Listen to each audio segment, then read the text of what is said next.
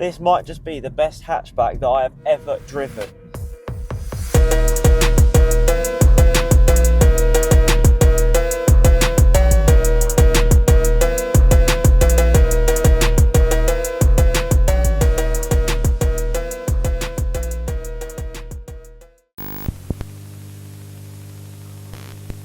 I have owned this car, Enzo the Volkswagen Polo. You've seen him many times before, saw him last week, for about 8 months now, but I've only been driving solo since I passed my test for about 6 months. In those 6 months, I've gathered lots of opinions and sort of data on this car, and today is going to be my 6-month review on Enzo and why he is so good and why he is the perfect car for anyone, whether it be your first car, whether it be your 15th car, I don't know. First thing I want to talk about, and my favourite thing in this car, is the sort of engine and how he drives. So Enzo is a 1 litre turbocharged engine, as you know, but as I've come to know, I never thought 1 litres were that good. I mean, they never used to be that good.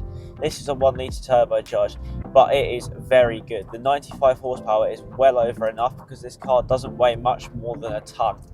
Now this car only weighs about 1.1 tonnes and the 95 horsepower is plenty, and that turbo gives you the extra boost. And I have to say, moving from that 3,000 revs onwards, this car makes it a really fun car to drive. So it's actually quite exciting to drive. I mean, it's front wheel drive, it's nothing, skittish like you get out of a GT86 at a similar price point, but it is very fun to drive. That turbo kicks in about 3,000 revs and you really feel it. Like, you can feel that second sort of push, like you've awakened some other beast inside of the engine. Its cornering's really great. I mean, the handling in this car is beautiful. As I've talked about in the past, the suspension and all of that is absolutely stellar. I love this car. I think it's great. The fuel economy as well.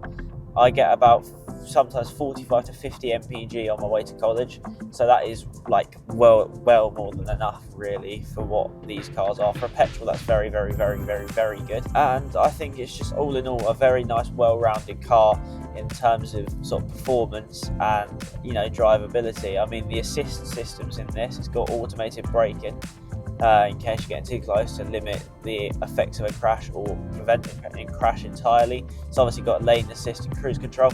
I've never used cruise control. I mean, I don't want to use cruise control, I don't like it. But obviously for people who like it, it's a good system from what I've heard in this car. I haven't tried it myself. I don't plan on trying it.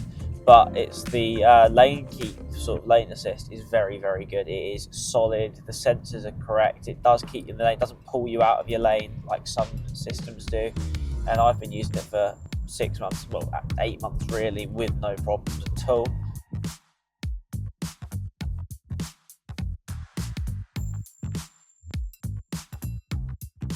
Infotainment screen is absolutely great. CarPlay and obviously everything as well. The speaker systems in this car are really nice. My friends love the sort of infotainment system in this car. It doesn't have any USB type A ports, it only has USB-C, but it does have a 12-volt port made to look like a cigarette lighter. So if you do need USB type A, you can stick one of those 12-volt adapters in it, which does work really well. I have one of those in my dad's van. Now this car is just stunning to drive. It's quiet, the road noise is not bad in this at all. It's an enjoyable car to drive. It's smooth, it's stable. Even at high speeds, you don't feel like it's gonna do something dodgy. It feels quite stable. So for a first car, if you're not used to driving that much, it's really nice. It's just a nice car to drive. It's quiet. The road noise is, as I said, very good. Now the steering wheel on this one, this is an R Line model, so it's got this sport steering wheel, and that's really nice. I do like this steering wheel. I think it's quite similar to the other ones, but the modern VW steering wheel design is very nice in my opinion. It's nice to hold. It's got good handles around the middle of the wheel where I hold it, which some of the cars I've driven, like the Duster and I drove a Fiesta, they didn't have this. They were all very bulky and quite hard to hold in the middle of the wheel, and you sort of had to do 10 to 2. But also the Skoda was a bit like that, but the VW's got a lovely ergonomic wheel. I love it for driving in general. The seats in this car are really comfy. They are the R Line sort of sportier seats, but I've driven a Polo with just the base seats, and it is arguably just as nice to sit in, nice and comfy, nice and a good feel. Everything's within reach as well. All the buttons you're going to need, like climate control, lights, everything like that is well within reach. You're never going to have any issues with it.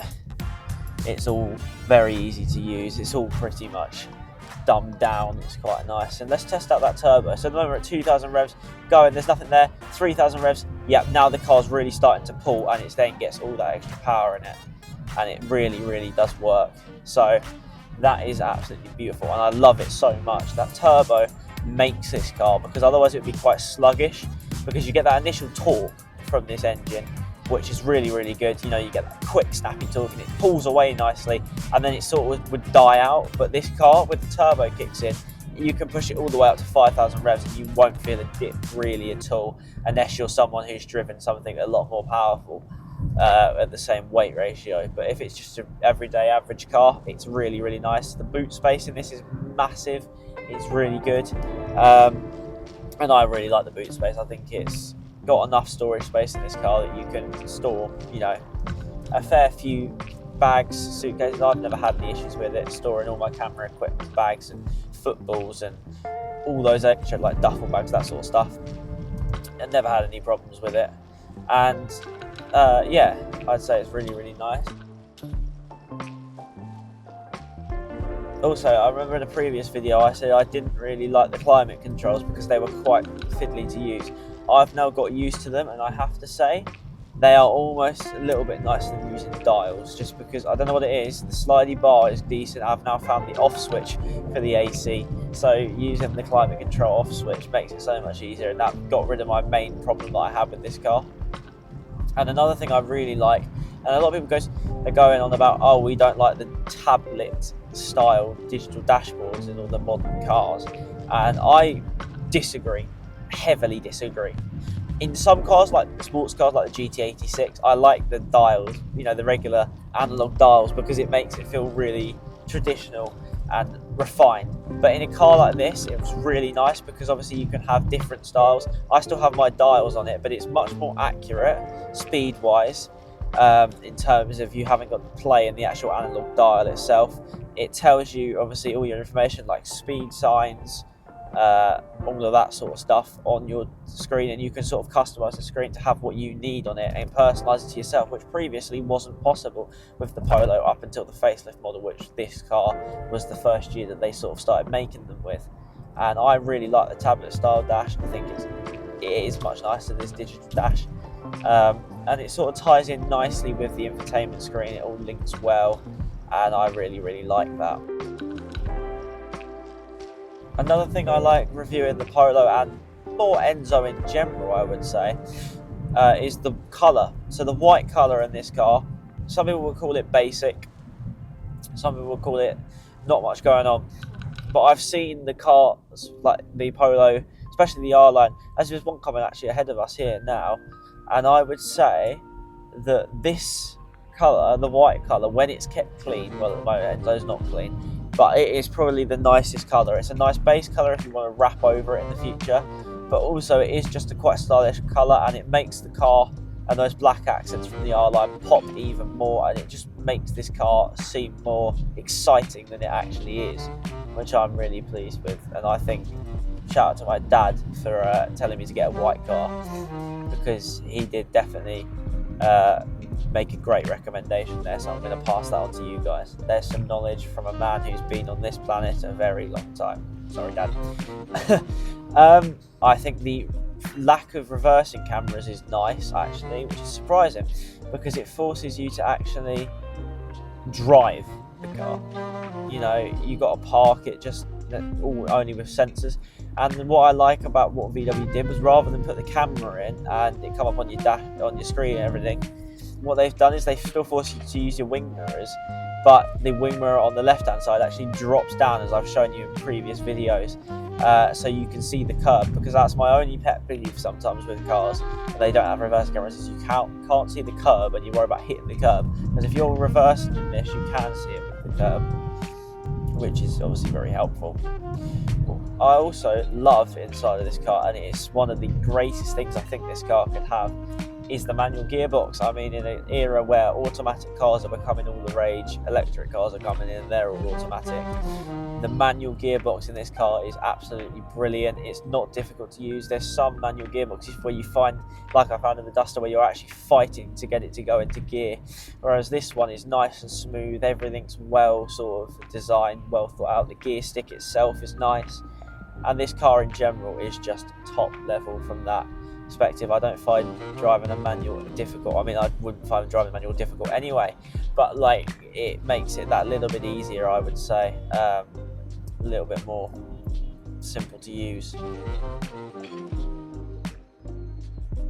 I think, as I said earlier, the handling with the suspension in this car is really, really good. It's solid, it hugs the road nicely, and when you mix it with those bigger wheels and those slightly grippier tyres, this car doesn't really go anywhere. And it's nice and stable, and a lot of the like assist systems in this car, like the traction control and all of that stuff, is really good, because sometimes when you're pulling out of a corner, and I have it quite a bit, if you put your foot down, obviously the traction control warning light comes on, but the car still keeps itself relatively like in the right area, so it doesn't ever really kick out. You don't have to fight the car. It sort of just adjusts itself as it is, really, which is really helpful.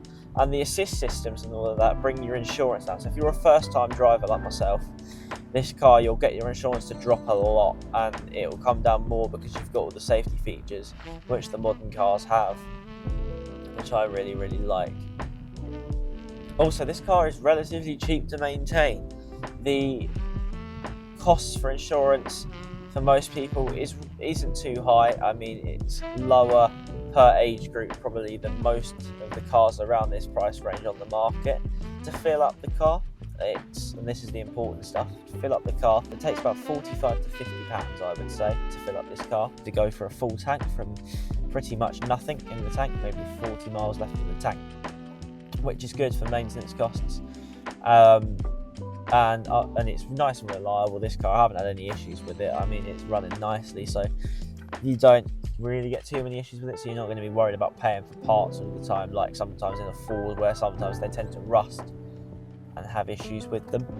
There's no issues really with the Polo that I've found. Not really any Volkswagens. My dad's is still going after 18 years. I only ever had a couple of issues that have been relatively cheap fixes. So Volkswagens in general and German cars are just really, really good. You'll see a lot of them out on the road, a lot of the older ones out on the road, like 2003s and the early 2000 models, and that's because they last so long. They don't have too many issues, which is really, really good. If you look after them and you make sure you keep your car intact.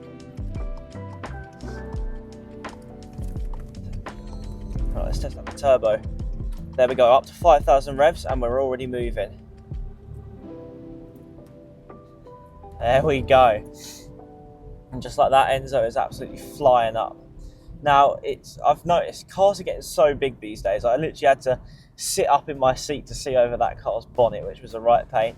But we are absolutely flying. And one thing I would say, if you like cars, but obviously you can't afford a car with a nice exhaust system, this car does have that sort of, that when it plays the sound through the speaker of the exhaust, which some people don't like, but I like a little bit. I mean, I'm not the biggest fan of it, don't get me wrong, it's not the greatest thing in the world, obviously to fake an engine noise, but I think if you want to have that exciting feel and you want to feel like you're in a bit of a sporty car, it can be quite nice, but I would just prefer if we could have the option to turn it off as well.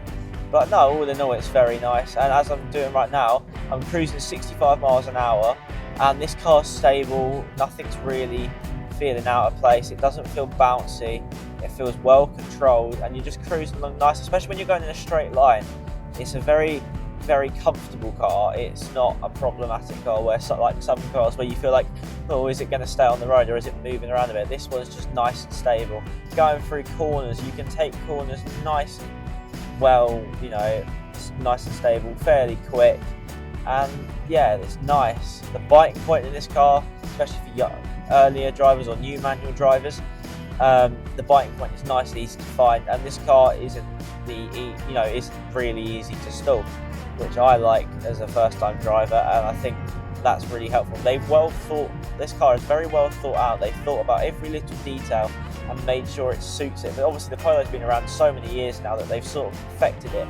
So if you want a car that's sort of perfected in terms of what's right, what's needed and what's necessarily not needed, the Polo is the right way to go. It's like the baby Golf, and I like that because the Golf's quite expensive, whereas a nice quality Polo is a fairly reasonable price for the car you're getting. And yeah, it's really, really nice. I'm loving it. And yeah, as I said, it corners so nicely. Like, I haven't felt out of control in this car at all, really, ever. Even when I was learning, I didn't feel out of control in this car, which was really, really nice. Whereas in some other cars like the Fiesta, I felt a little bit out of control. And as I said, I've driven a few cars now. I've driven the Fiesta, I've driven the older Polo, I've driven the Dash Duster, I've driven my dad's van, and out of all of them, especially if we just go straight down to comparing it to the older Polo and this car, and the Fiesta, this definitely comes out on top in my rating. So my exclusive rating, this comes out on top, 100% without a doubt. You can throw it around, you can put your foot down, and the car will just, sort of deal with it. It's not having any issues. So you'll get sort of a little bit of a boost when you first start driving this one, and then when you get to sort of about 3,000 revs and put your foot down, you get a lot of extra boost, and it comes quite quick. So even though it hasn't got 6 gears, it's only got a 5-speed gearbox. That is plenty enough for this car if you sort of know how to drive it. There's so many Polos out on the road, which is good because it means parts aren't hard to come by. There's lots of parts for this car out on the road, and that is obviously very, very important for replacing parts. They're nice and cheap. This car, a lot of the parts I've noticed, I've looked it up in the past, they're all about 20 quid, for like the sort of cheaper parts. But they're not overly expensive when you get to the higher, price ranges anyway. Also, the insurance trust like the Polos a lot more, so they're more likely to insure you on one. They're more likely to have better prices as well. And this car does have a 5-star NCAT rating, so that's really important, and that's good. And it just shows that these are high quality cars. And if I had 20 grand to spend, would I buy a Fiesta or would I buy a Polo? I'd buy a Polo. Even when you go lower, even when you get down to the older models of them, I think the Polo beats the Fiesta in every single category. They're just so much nicer to drive. And also everything's more up to date, more modern and more robust in this car as well. That's all I got to say today, so thank you all so much for watching. I hope you enjoy it. If you did, remember to leave a like, subscribe, the rest. Everyone else touching millions of videos sometimes, I am sure. And yeah, see you in the next one. Pick it up, pick it up, pick it up, pick it up. You see the drippy, I'm fitted up. Hop in my car and the giddy up.